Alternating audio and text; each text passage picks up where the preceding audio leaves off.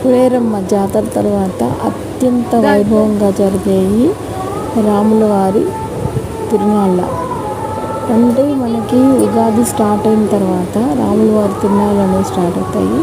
ఇది వచ్చి పోలేరమ్మకి back side ఉంటుంది ఈ టెంపుల్. కొంచెం స్ట్రీట్కి మధ్యలో ఉంటుంది అన్నమాట. సో లైటింగ్ కానీ స్వామివారికి ఉత్సవాలు అనేవి 5 రోజులు జరుగుతాయి.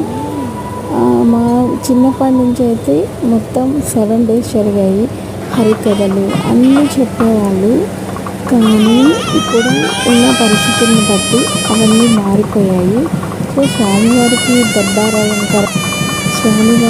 దర్బార్ అలంకారము మేళతాళాలతోటి స్వామివారికి ప్రతిరోజు ఒక వాహన సేవ అనేది జరుగుతుంది. సో ఇది అశ్వవాహన సేవ.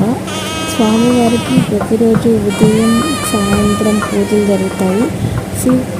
మామూలుగా శ్రీరామనవమి రోజు కళ్యాణం జరుగుతుంది. చాలా చక్కగా ఉంటుంది. సో నా వీడియోస్లో కూడా అవన్నీ ఉన్నాయి.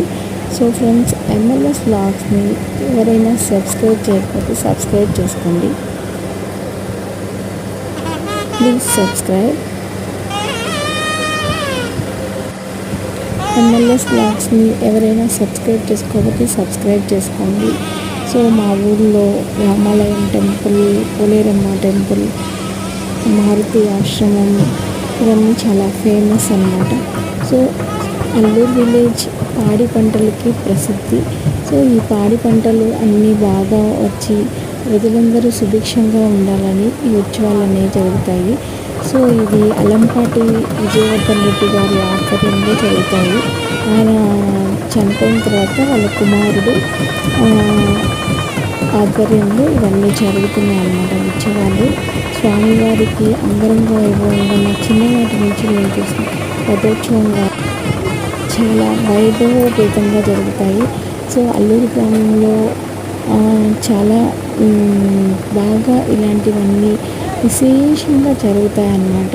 సో ఫ్రెండ్స్, లైక్ చేయండి, షేర్ చేయండి, సబ్స్క్రైబ్ చేయండి.